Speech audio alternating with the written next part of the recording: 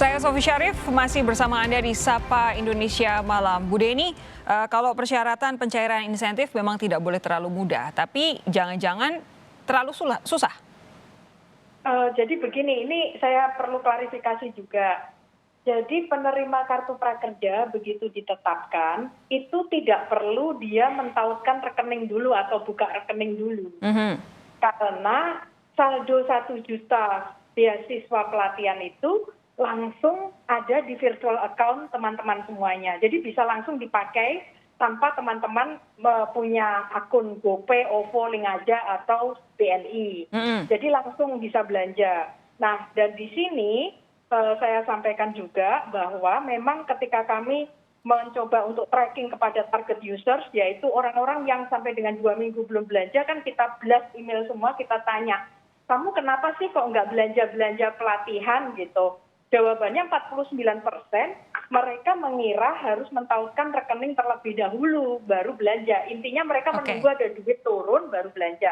Nah, terkait dengan ini kami juga sudah melakukan sosialisasi kembali, edukasi lagi, dan bagi teman-teman yang belum jelas, silahkan kemudian pergi ke websitenya Prakerja, www.prakerja.go.id, dan kemudian di bawah ada minta bantuan, itu bisa langsung live chat sama tim dari customer service dari Kartu Prakerja untuk bertanya supaya teman-teman bisa dapat www.prakerja.go.id ya. betul. Oke, cari di bagian bawah, di situ ada link bantuan, silakan diklik. Minta bantuan. Ya, minta bantuan, silakan diklik, langsung bisa online chat saat itu juga ya. Betul, betul.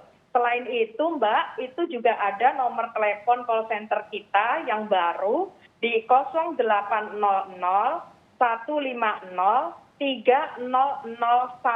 Ini tersedia dari Senin ke Senin, tidak ada liburnya, dari jam 8 ke jam 8. Jadi teman-teman bisa telepon untuk kemudian menanyakan hal-hal yang teman-teman belum jelas. Oke. Nah, ini kan disebutkan ada insentif 1,1 triliun rupiah yang batal cair. Ini uang-uang yang itu tadi ya, yang 1 juta sekian untuk membeli pelatihan ya? Jadi yang 1 triliun itu adalah gabungan dari 1 juta saldo untuk dibelanjakan pelatihan ditambah insentif pasca mereka menuntaskan pelatihan. Karena insentifnya itu baru diterima setelah mereka berlatih. Jadi ini bukan program bansos yang langsung ngasih duit, bukan. Tapi ini seperti conditional cash transfer, selesaikan dulu pelatihan setidaknya 1, baru bisa kemudian mengklaim bantuan yang 600.000 kalikan 4 bulan. Karena mereka tidak beli pelatihan, jadi yang 600.000 kali 4 kan juga tidak bisa dipakai. Karena itu itu ditarik semua ke negara. Ketika ditarik semua ke negara, kita sudah setorkan ke rekening kas umum negara. Nah, itu nanti kami tinggal menunggu kebijakan dari Komite Cipta Kerja, apakah dana 1 triliun tadi yang dicabut dari peserta yang tidak menggunakan akan dipulihkan untuk direalokasi kepada peserta yang lain. Artinya dengan kata lain akan ada batch 11 atau tidak. Tetapi mereka yang sudah dicabut tidak bisa lagi untuk mendaftar kartu prakerja. Oke, jadi kalau memang sudah tidak menggunakan kepesertaannya, ibaratnya sudah hangus begitu, tidak bisa daftar lagi ya?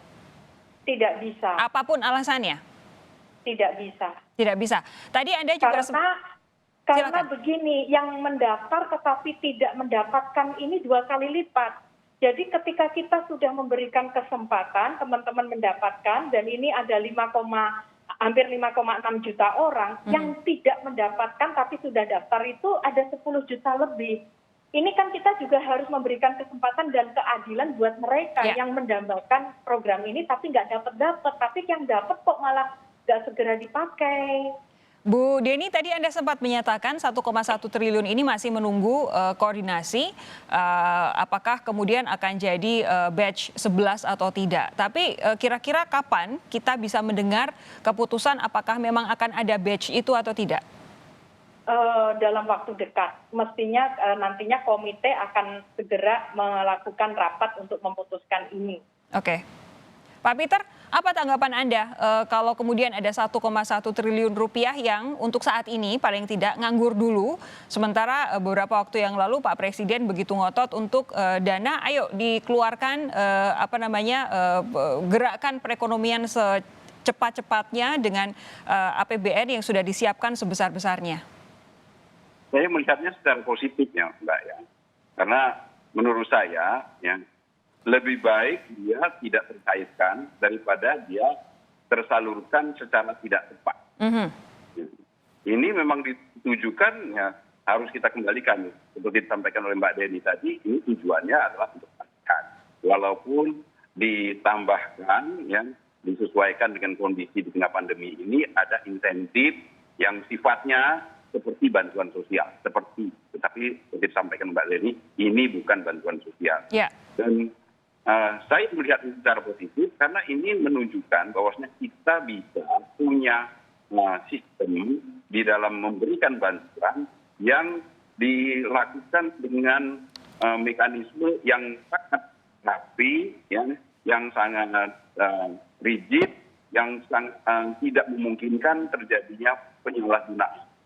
Dan 1,1 triliun itu adalah bukti bahwasanya itu tidak main-main. Tidak mungkin ada potensi untuk diselewengkan. Ya. Kalau kita menggunakan pendekatan yang rigid, menggunakan teknologi informasi seperti ini, kita nggak tahu itu sudah melayang kemana itu uang 1,1 triliun.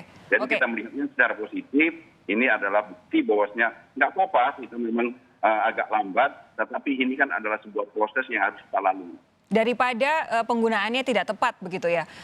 Tadi Bu Deni sempat menyatakan bahwa akan ada koordinasi lebih dulu untuk menentukan apakah gelombang atau batch 11 itu akan dibuka untuk kartu prakerja ini. Pak Peter, menurut Anda seperti apa? Apakah sebaiknya dibuka saja gelombang 11, kalau perlu nanti ditambah, mengingat ada beberapa batch lagi yang sudah tersedia, ternyata banyak juga yang harus ditarik kepesertaannya?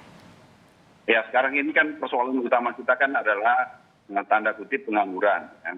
Karena di tengah pandemi ini selain memang adanya tambahan angkatan kerja baru yang 3 juta per tahun, sekarang ditambah lagi juga dengan gelombang PHK, berarti kita memang sangat membutuhkan upaya keras ya untuk menyerap mereka yang baru ataupun yang terkena PHK.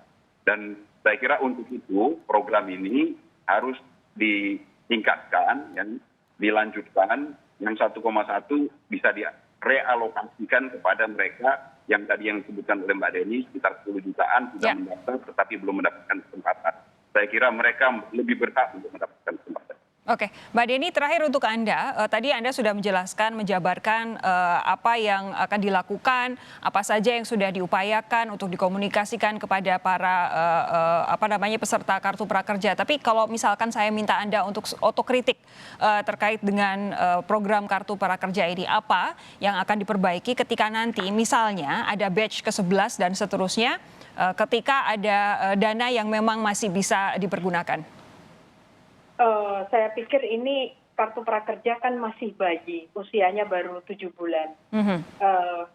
Bayi yang baru lahir pasti dia tidak kuat, pasti dia masih banyak belajar. Karena itu kekurangan-kekurangan ini akan kita perbaiki secara terus-menerus.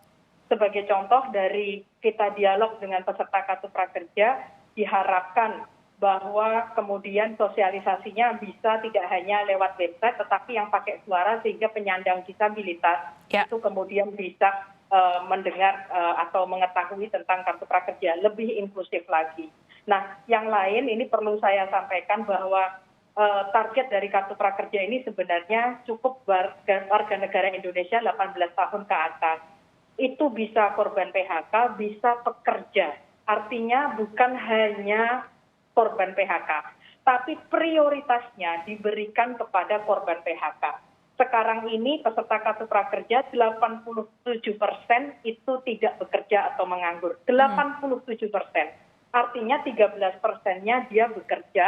Nah, yang bekerja ini pun 81% itu bekerjanya di sektor informal, baik sebagai pegawai maupun wirausaha mandiri.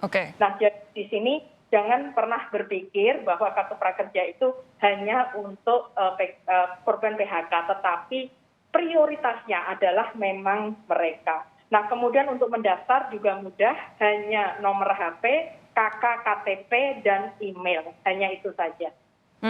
Oke, kita harapkan kalaupun misalkan nanti memang akan ada batch selanjutnya, karena toh masih ada dananya, semoga memang benar-benar yang mendaftar benar-benar adalah orang-orang yang memang niat untuk mengikuti ini, tidak hanya sekedar mencari insentif dana cashnya saja, sehingga akan lebih banyak kesempatan untuk mendirikan UMKM sendiri atau bekerja sama dengan yang lain untuk menumbuhkan usaha-usaha di tengah pandemi ini. Ibu Deni Purbasari, Pak Peter Abdullah, terima kasih sudah bergabung malam hari ini di Sapa Indonesia Malam. Sehat terus Anda berdua. Iya.